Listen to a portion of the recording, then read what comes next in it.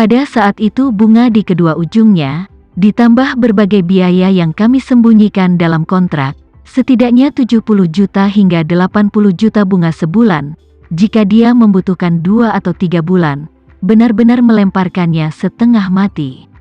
Mengatakan bahwa bos bertanya, "Erik, Anda harus yakin bahwa anak ini mampu membayar kembali uangnya. Jangan dibolak-balik, ini terpaksa dipatahkan begitu saja. Maka menurut saya yang paling akan menjadi mobil kembali, dapatkan dari dia deposit 100 juta, itu tidak terlalu menyenangkan." Erik berkata, "Bos, ayah dan ibu anjing ini memiliki rumah seluas 55 kaki persegi di kota, seharga tidak kurang dari 2 miliar. Biarkan saja dia membawa pinjaman, maka dia harus membiarkan orang tuanya menjual rumah untuk menyelamatkannya." "Bagus." Bos tersenyum senang, menyalakan sebatang rokok, dan berkata sambil tersenyum, "Selama keluarga memiliki aset yang bisa dijual." Setelah mengatakan itu, dia melemparkan rokok ke Erik dan tertawa.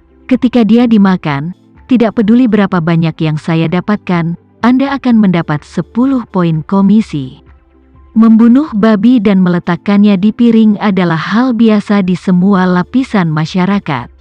Tetapi yang paling umum adalah pengaturan oleh seorang kenalan untuk mengadu Anda dalam permainan. Dan kenalanlah yang paling berani menempatkan Anda di bawah pisau, mendorong Anda ke jalan buntu. Pasar mobil bekas sangat dalam, seringkali semakin Anda percaya pada teman Anda, semakin mudah diadu. Porsche 718 yang diminati Vivio sebelumnya digunakan secara eksklusif untuk disewakan. Itu sendiri mobil yang direndam di Bandung, diperbaharui dan dibeli dengan harga murah oleh agen penyewaan mobil. Dan disewakan dengan harga lebih dari 1 juta per hari, memulihkan biaya dalam setahun. 6 bulan lalu, mobil itu disewakan kepada 2 orang muda yang baru saja mendapatkan SIM. Mereka mengalami kecelakaan besar setelah minum dan mengemudi, menyebabkan salah satu dari mereka meninggal di tempat dan yang lainnya terluka parah. Dan mobil itu hampir hancur. Itu diambil oleh pemilik dealer mobil di Jakarta dengan harga yang sangat rendah. Dan kemudian menemukan bagian bodi depan di tempat lain dan dilas, dan akhirnya disiapkan sebelum diangkut ke Jakarta. Tapi kondisi mobil ini terlalu buruk, orang dengan sedikit pengetahuan bisa melihat kucing. Jadi meski pasar Porsche begitu bagus, mobil ini belum bisa terjual. Dia tidak menyangka akan melihat lubang besar ini untuk dimasuki Vivio. Dia dengan bingung berlari untuk menandatangani perjanjian pinjaman jangka pendek yang penuh lubang. Dan kemudian mengambil uang yang baru saja dipinjamkan dan bergegas ke dealer untuk mengambil mobil. Temannya Erik menyiapkan upacara akbar baginya untuk mengambil mobil.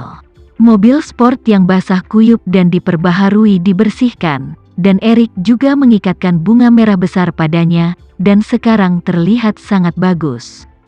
Vivio sedang tidak mood untuk mengapresiasi mobil sport yang sudah lama digandrungi ini. Dia pikir dia mungkin harus kehilangan 30 juta hingga 40 juta, dan itu sangat menyakitkan. Pada saat ini, temannya Erik membawanya ke kantor, memberinya kontrak yang tebal, berbisik, dan mendesaknya, "Vivio, cepat dan tanda tangani kontraknya.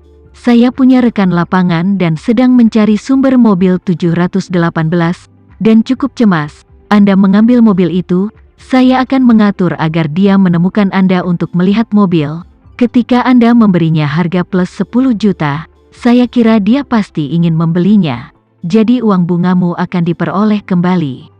Ketika Vivio mendengar ini, dia terkejut dan bertanya, "Benarkah, Erik? Bisakah saya tetap murah?"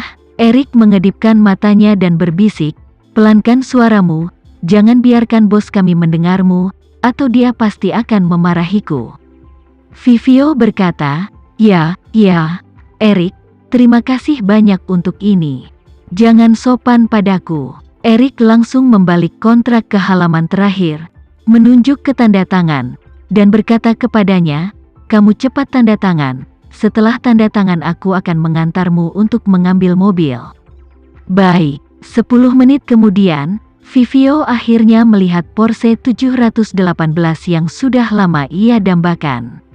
Erik memberinya upacara akbar dan karangan bunga dari tangan seorang pramuniaga cantik. Setelah itu, Erik menyuruhnya, "Vivio, kendarai mobilnya dulu, dan nanti saya akan menghubungi mitra asing dan memintanya untuk menemukan Anda untuk melihat mobil." Vivio segera menyisihkan awan dan kabut untuk melihat langit. Kegembiraan tidak ada yang ditambahkan, seperti melupakan pekerjaannya yang baru saja hilang. Selanjutnya, pikirnya, pembayaran jembatannya sendiri dibayar selama 10 hari, mobil yang baru saja dia dapatkan dijual, itu benar-benar merugi. Jadi, buru-buru berkata kepada Erik, "Erik, bisakah kamu membiarkan temanmu dari luar kota melihat mobil 1 atau 2 hari kemudian? Aku baru saja mendapatkan mobil ini, setidaknya biarkan aku bersenang-senang." Erik mendengar kata-kata Vivio, tersenyum, dan berkata, "Tidak masalah, besar." Vivio dengan penuh syukur melengkungkan tangannya, dengan penuh semangat berkata, "Kalau begitu aku akan mengambil mobil dulu, dalam beberapa hari kamu bisa memintanya untuk menghubungiku. Setelah mobil keluar, aku akan mentraktirmu makan besar." Erik melambaikan tangannya dan berkata dengan wajah serius, "Tidak perlu mentraktirku makan malam, kamu belum bersenang-senang." 5 menit kemudian, dengan rasa terima kasih yang luar biasa kepada temannya, Vivio meninggalkan dealer dengan Porsche 718 yang didambakannya. Pada titik ini, dia tidak tahu mimpi buruk apa yang menunggunya dengan mobil ini. Dia tidak akan tahu bahwa dia tidak hanya akan kehilangan 100 juta saja, tetapi juga membawa hutang tempat tidur, dan akhirnya hanya mengandalkan orang tuanya untuk menjual rumah mereka untuk menyelamatkannya dari telinga yang terlilit hutang. Sementara itu, Sinta, yang menginap di Jakarta International Hotel, baru saja mengirim Alena keluar pintu bersama Kelly. Setelah ketiga wanita itu makan siang bersama, mereka berbicara di kamar Sinta sepanjang sore. Dan hanya saat hari sudah gelap, Alena pergi sebelum dia selesai. Setelah melihat Alena pergi dengan taksi, Kelly bertanya kepada Sinta dengan heran, "Nona Fei, aku memberi Alena slot kelas master hanya karena wajahmu. Dia tidak bodoh, seharusnya dia bisa melihat hubungan ini. Kenapa dia hanya menyiapkan hadiah untukku, tapi tidak untukmu?" Sinta berkata dengan senyum di wajahnya, "Untungnya dia tidak menyiapkan sesuatu untukku. Jika dia memang menyiapkan hadiah untukku, maka semua kerja kerasku akan hancur." Kelly bingung. Dia bertanya dengan ragu, "Nona Fei, apa maksudmu dengan itu?" "Saya tidak begitu mengerti." Sinta dengan serius berkata, "Hal semacam ini tidak mudah dipahami dalam masyarakat Indonesia, kecuali untuk keluarga dekat. Hampir semua hubungan sosial lainnya harus bergantung pada kontak manusia untuk mempromosikan. Seperti kata pepatah, orang menghormati saya dengan berjalan kaki, saya menghormati orang dengan berjalan 10 kaki ke arah mereka, yang sangat berbeda dengan interaksi sosial antar pribadi di Eropa dan Amerika." Berbicara tentang ini, dia memberi sedikit pukulan dan menambahkan, "Pengingat ramah bahwa cara terbaik untuk bergaul dengan orang Cina adalah membuatnya berutang budi padamu." Kelly mengangguk dengan pengertian, dan dalam hatinya, dia menjadi semakin terkesan dengan Sinta, yang jauh lebih muda darinya. Dengan itu, Sinta kembali ke kamarnya dan menelepon kakeknya. Setelah panggilan telepon dilakukan, dia bertanya dengan prihatin, "Kakek, apakah semuanya baik-baik saja di hotel?" Daron menghela nafas dan berkata, "Kenyamanan adalah kutukan, rasanya seperti penjara." Sinta bertanya dengan bingung, "Mengapa kamu mengatakan kakek itu?"